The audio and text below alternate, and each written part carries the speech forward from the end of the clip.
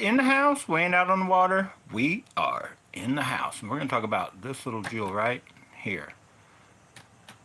I like the box better than I like the reel. So to wrap up my time spent with that reel, okay? The good, the bad, the ugly, let's just talk about it. This reel is still, the more I put, no offense to all you guys, and I know I use the word shit mono, I do that jokingly. Shimano makes very good reels. I've actually got two kind of on the way to me, right? So you guys know I'm joking, but I feel that the trend here lately is, or in my opinion, the average Shimano reel is getting uglier looking. The worm gear isn't as good, so it's like taking me out of that, well, let's get a new Shimano and review it and use it, and I'm like, yeah, I don't know.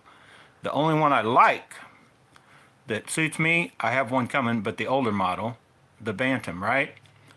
Always looking for something on AliExpress. You always have the, used market, which is primarily eBay, but you can find them on different forums.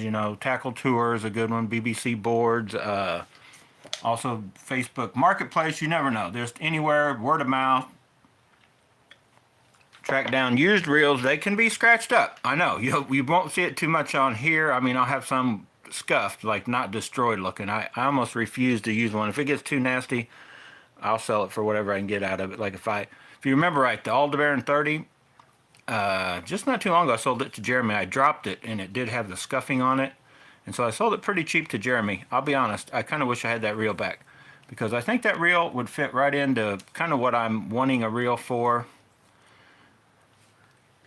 But those are also good reels. So, but the more I'm putting up reels, not necessarily just an all-out distance, but I'm putting them kind of versus another reel in the Daiwa stable, their lineup, it's hard to find another reel that, in my opinion, stacks up to it. Now, none of them that are coming from the, like this one come from China, AliExpress, but none of them truly, what we're calling Chinese reels, like the ones that you just can't find anywhere other than on AliExpress, coming from China. But I guess technically this was made for the Chinese market, I think, the Salamandura. But by far the best 70, 80 size, Tatula, or even you could put this right there, capable as the new Alphas SV and all that, because other than just a few cosmetic changes, this is an awesome reel. I'm kind of debating on trade, or not debating, I'm kind of in remorse, even though me and Charles haven't traded yet, because I think I bought that for $165, worth every penny. That is an awesome looking, working, performing reel. This reel, you guys know the deal with it. I'm not even going to talk about it. We're going to put it out of the way. So what I have coming, I've worked a deal with Charles. You guys know that. I got the Calcutta Conquest that is probably honestly going to be sold. Brew Tank, I don't think wants to give me what I want for it. But he technically have dibs, and I'd have to go back, and another guy said, hey, I got dibs if you sell it. But almost honestly, guys, that reel is going to be sold. So I'm kind of looking for those reels that I could use it. I don't know. They have that it factor, right? They work. And I guess I'll name a few that I've had over the years. But like now that they're kind of gotten bigger, and they just as the technology's changing, and they the longevity of them, right? Like all the older Steez models that before they went to the T-wing, in my opinion, palm too big. They're still awesome deals on eBay right now. They're awesome working reels. In my opinion, they palm too big. Any of the TDZ reels,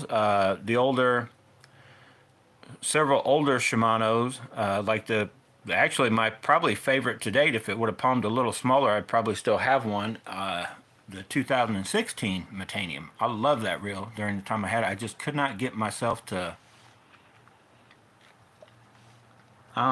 it just palmed like I didn't like the way it palmed. And what happens, and you're like, well, why does that matter, Charlie, if it palms okay? Well, I find myself, I get out there fishing, and before long, I've got my most comfortable rod and reel combo, because if you guys notice, most of my rod and reel combos go across the wide range of baits I can throw. So unless it's one specific thing, and I've got a rod which I now like my 6'9" medium heavy, but you don't think you won't see me stop, cut a reel off if I just something's bugging me about it and I know another reel feels better, and I'll slap that reel on it kind of deal. So when it comes to the Arise, as you probably noticed, I got it back to stock. That means one thing, right? It's going bye-bye.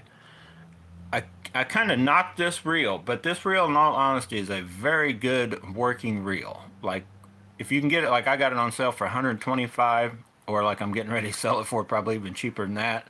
If you can get a deal on it, is it worth the 140 something? You can get it if the other store, I think where I bought this one on sale, is 134.99. I still have to say that it's probably worth every penny of that.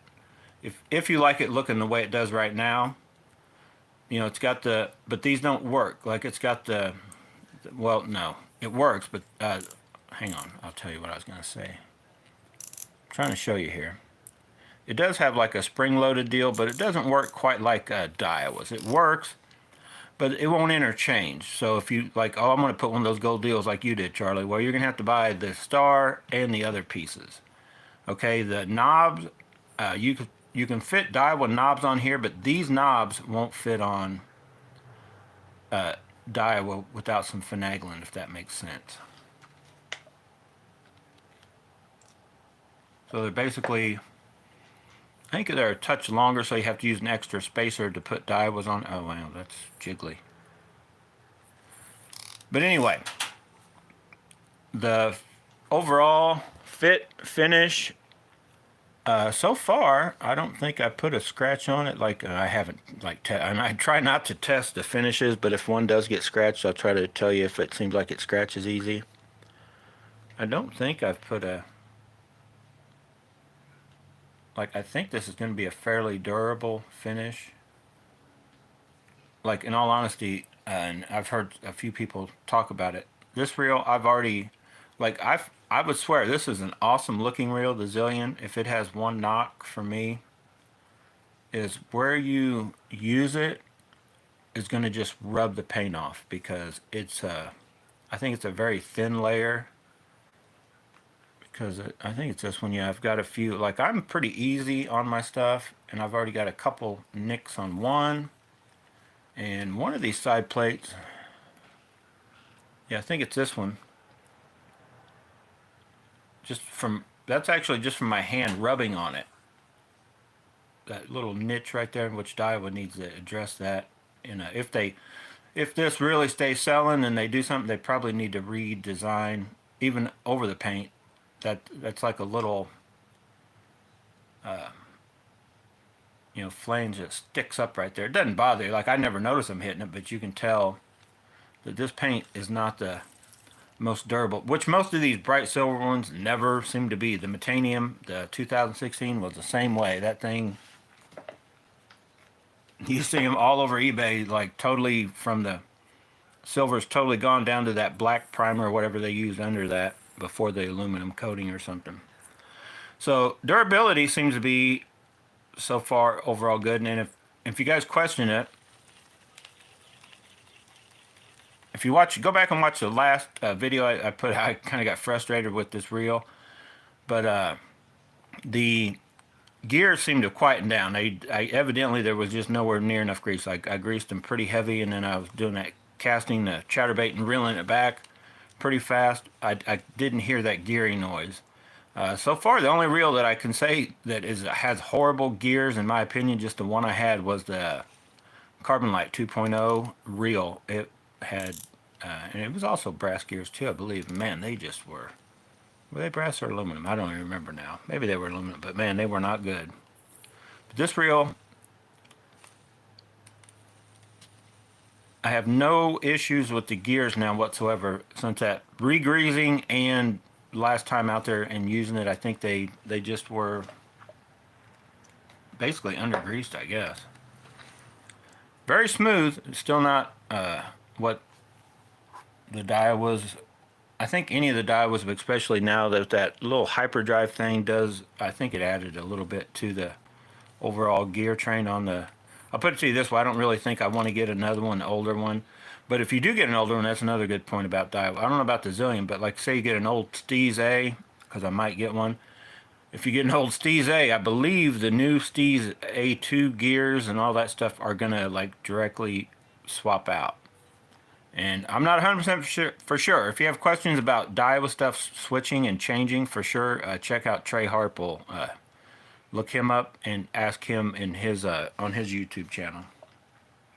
He's probably already got a video out on it, talking about different things that will interchange. But I know that a lot of not only just like 34 millimeter spools, but I believe if it's a Steez T-wing, not the CT or not the older Steezes before the T-wing, whether it's a aluminum frame or magnesium frame, I think those gears, as long as you got to change both gears when you change, right? Main drive gear and pinion gear. I think you can swap all those gears will switch around, meaning that all the older Steez models could be updated to maybe not the full, all the stuff it's supposed to have to be hyperdrive, but that gear set can be put in, I believe. Like I said, you can't hold me 100% to that because I've never tried it. I've never done it myself, but and just my understanding of that Steez frame, it's the same frame, whether it's aluminum or magnesium, from the time it's been a T-wing till that limited edition that's out right now. Because in my mind, I was thinking, well, if I get the new one, I'd want to get whatever. I'd want to get the Daiwa drag clicker because it sounds better than the aftermarket one. So I'd have to go whatever route, which may mean I would have to get a gear set out of one of the other reels for it to fit right. But anyway, that video is not about none of that. It's about this reel. And this reel is for sale, Jay. In case Jay wants to buy it from me, because Jay actually loves these reels, I think. I can't say I hate them or nothing. You guys, I hated it that day. If you guys go back and watch that video, and Brew Tank loved it, that I kind of lost it, and I think I called it a piece of shit. But it's not a piece of shit, but it's not up in the caliber of Daiwas in general, but as far as casting performance, it's not far. This is whoever makes these, whether they're the same as the ARC, I'm thinking they're the same company. Whoever made this, okay, this is their first go around. So if they take the time as a company, and ARC also, you've seen a real test talking about how something was an issue with one, they fixed that. If this can be refined further to in my mind, make it a little more forgiving. I think the performance is close to there, but I don't know, there's something it's missing something. For me, how I fish, the way I use it, like Jay's commented in several comments, if you tend to like a looser setting and you don't really ever cast crazy hard, you just kind of like that, you kind of let the rod load and don't put a ton of force into it. You could probably find a setting, I think, that would suit you on this thing. In my opinion, here's what I think's going on. I'm going to just give you what I think's going on, and then you guys can come to your own conclusion on this braking system. I think this is fine. I think they've got that where you have three different, basically, it's kind of like what all the other reels that have the settings. I was thinking about that the other day. You could probably consider this if you go with heavy line, like fluorocarbon, you probably want that furthest one out because it's going to be a heavier spool, right? So you probably want the most braking. Or like me, you're casting real hard. But then the middle one is for just probably all around. And then that inside one technically should be for like me, like if I'm going to put braid on it and I'm going to throw lighter baits and I'm not going to be casting crazy hard, then that number one setting, which all that is good, makes sense. Here's what I think's happening to me, because this reel has definitely frustrated me. And I'd almost swear, and I may be totally wrong on this, but I would almost swear that what's going on with me is that these things aren't 100%,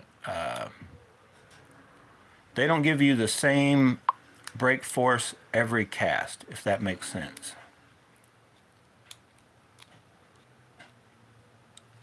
So, because I'm still not 100% sure how this works. I've been looking at this. I haven't been studying it for like days, but I've been looking at it. And I'm going to try to hold the camera where it'll focus.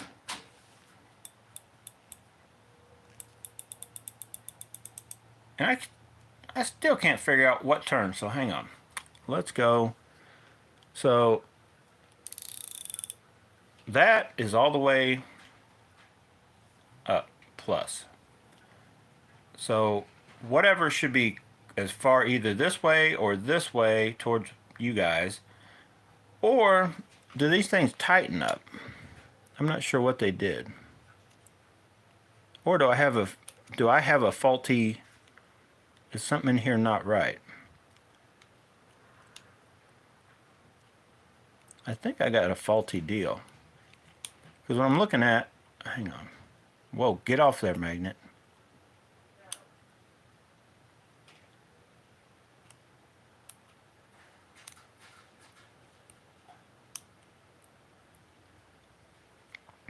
Okay, I think, now you guys watch that. I'm going to turn this thing. You guys tell me what part's moving. I'm going to hold it like this and turn it.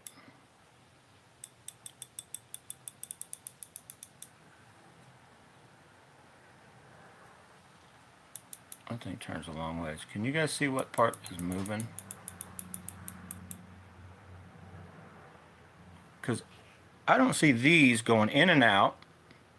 I don't see them going out that way.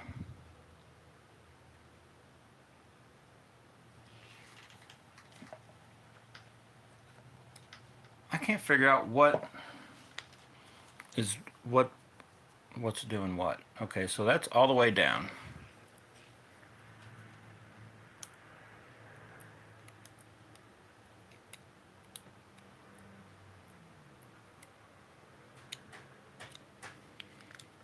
So is the gap between here changing?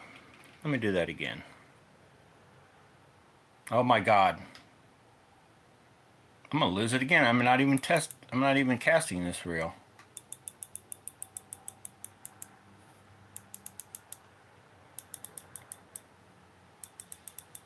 I know, I could take it apart and see what they're doing. I don't know. Is that moving? I can't see it. Man, if it is, it's not doing much.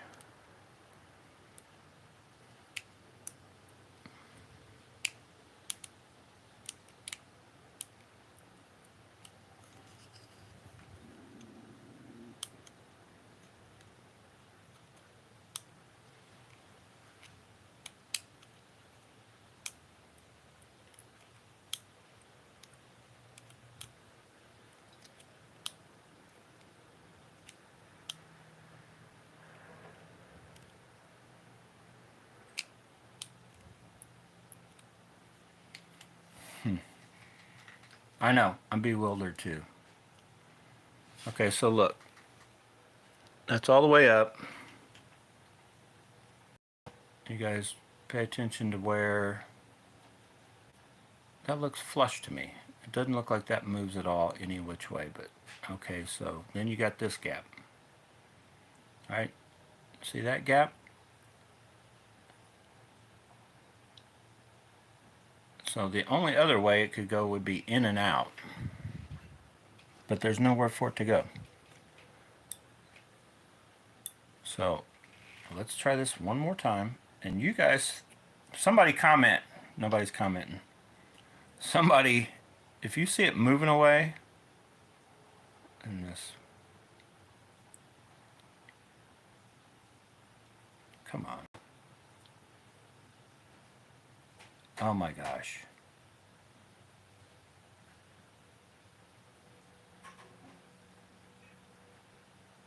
It won't. Too much stuff everywhere.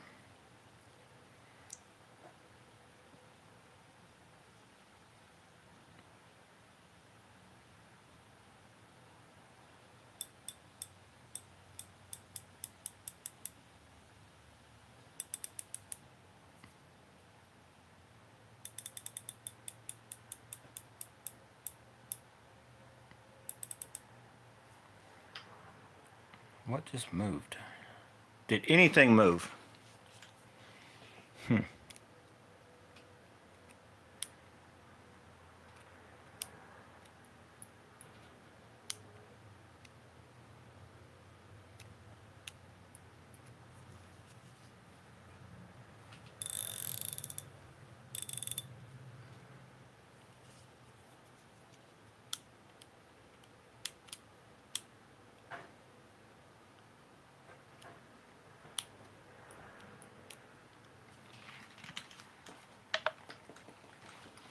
anything, I would swear that it's like a spring. Hello. At least somebody said hi. Okay, I don't know. Doesn't really matter which way, what it's doing. Here's what I think is doing to me. I think whatever on this, if this makes sense to you guys, I think the system, the magnets or the springy part, it's not a consistent system, meaning when you cast and you get it, like when you're, and it's probably just when you're on the edge, like I've been out there trying to do, and I like, yeah, I'll see it start to get fluffy. And generally, if that happens, like, and I've cast hard, I could probably cast hard, and it's going to keep fluffing up, and it may even fluff a little more, but it doesn't just backlash and catch. But like with this reel, I feel the minute you see that line do something, if you don't go to the brakes and go at least, probably not even just one, 2 clicks the other way, it will not let you keep casting there. It's going to like almost free spin too long before the magnets take effect and maybe move out or something. I don't know what's going on. It's hard to explain.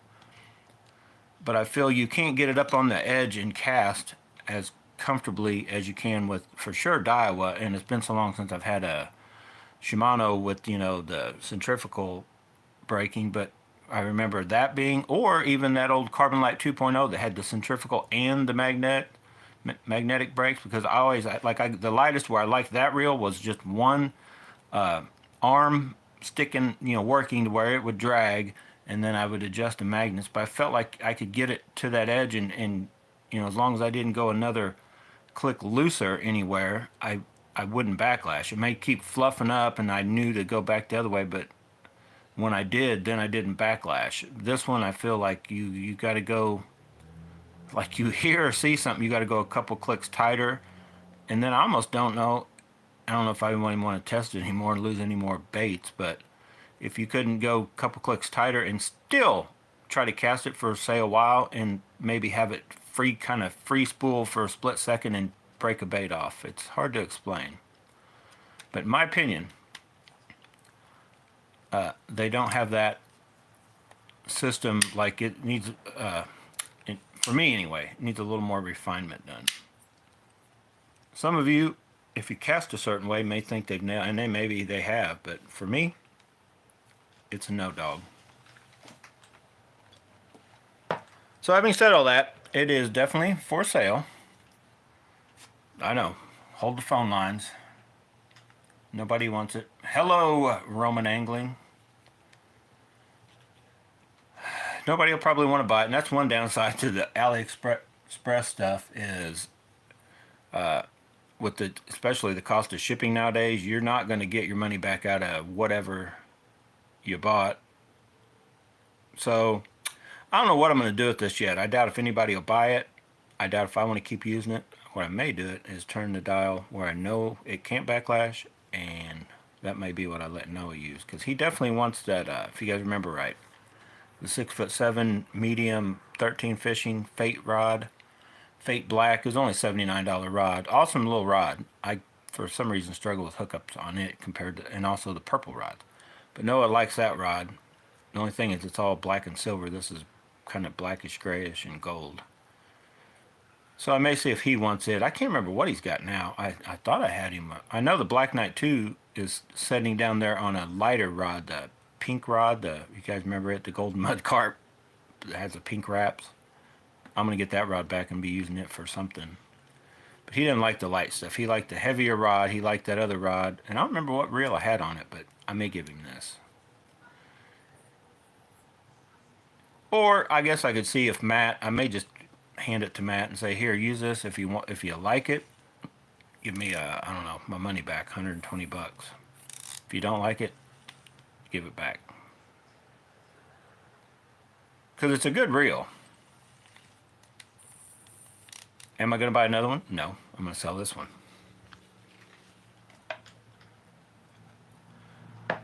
If they come out with a newer version or whatever, will I buy another one to try? Yeah, probably I will. But as of right now, No. So I'm in the market. Actually, if you guys, one of you guys may have a used Steez. The price is right, doesn't matter. It could have a scratch or two. I want no beat up stuff. I've been looking on eBay. Their cheapest thing I found is like I think the cheapest thing period is like $235. Definitely scratch. You'd have to like me. You could fish it, but me, I'd have to like. I think Constant Peasant comment about taking, send one out, have it custom dipped or karaoke, whatever that stuff they do. Sounds like karaoke to me, but anyway. I don't want to go to all that kind of stuff, but I'd found one for $260. It was a nice $265 on eBay. It was a nice shape. One of you guys jumped up and grabbed it, but I should have bought that one because I kind of want to try Steez. I have not tried the T-wing Steez of any kind, aluminum or magnesium. Had the older Steez. Like I said, they palm too big. The new ones palm, and I fished with they palm just about like, if you guys remember the lingle. I'm getting one back from Charles, the Joker. We called it the Gringle, the Lingle, So that one's coming back. I've got the Bantam coming that I'm going to try. I may not like that. The weight of the reel, I may not like that reel, no matter what it does casting or, palm's awesome. I may not get out on the water fishing with it for a day and go, dude, no, too heavy nowadays for me. I want lighter, which it's not much different than this, I don't think. This is roughly the same, I think, as what the Metanium is, close to it.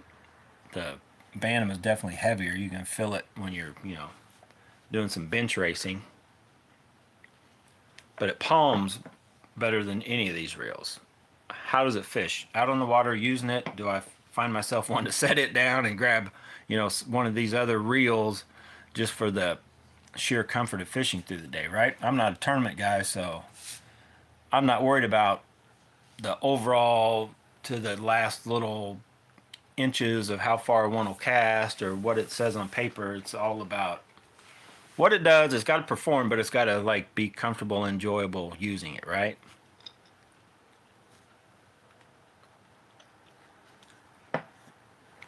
The only way I could fish with an uncomfortable setup, I just wouldn't be fishing. I'd be out creating bonsai trees or something. Anyway, I'm gonna get out of here.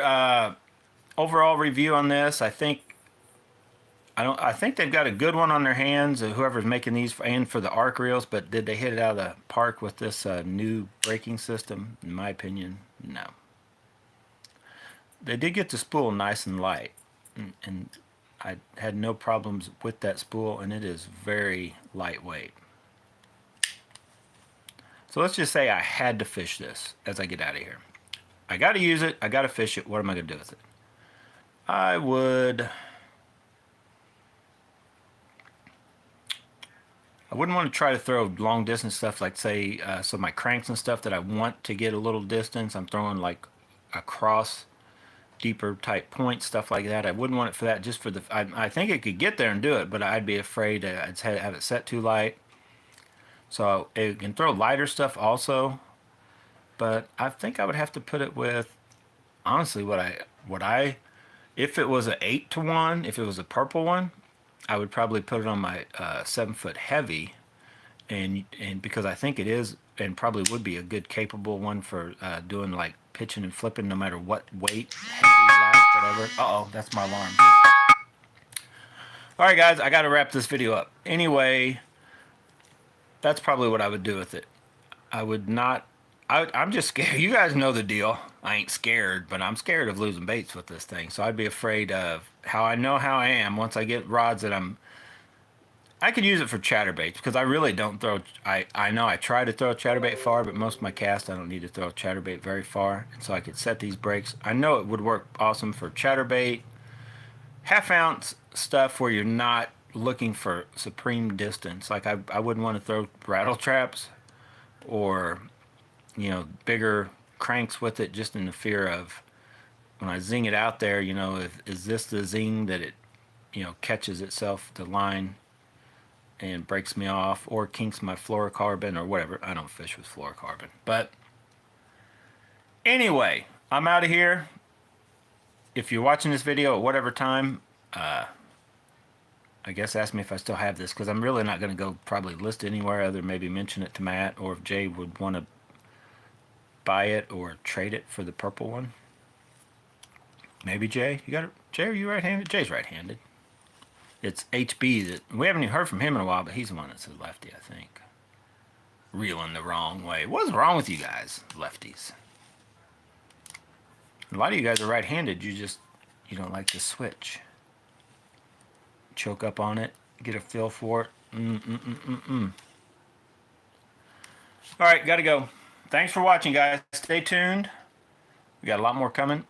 As soon as... Oh, I'll tell you real quick, and then I seriously gotta go. I've got one of those cool little turntables coming, so we can sit and watch these things go like this, and my big old mitts aren't in the way, and you can watch it like, ooh, look at that. Woo, woo. Got one of those coming.